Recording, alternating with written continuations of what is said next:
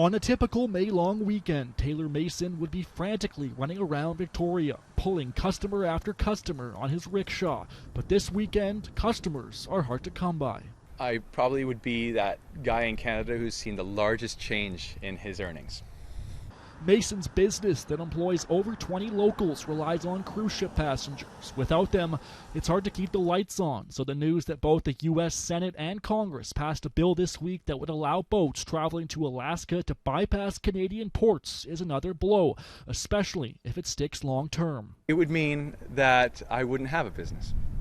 So if the niche of what we do, the overwhelming majority of the revenue is to bring tourists around the city and safely back to cruise ships. The U.S. ban would expire at the beginning of March, which is when Canada's cruise ship ban is set to end. But Premier John Horgan's political opponents and even some American politicians have criticized the provincial government for their nonchalant response, saying they shouldn't risk the bill being extended long term.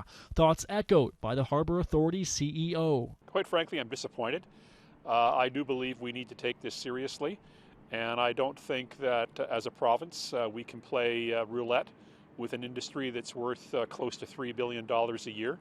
In Greater Victoria alone, the industry pumps in around $180 million into the economy. I think we should all be nervous, those of us in the tourism industry in Victoria.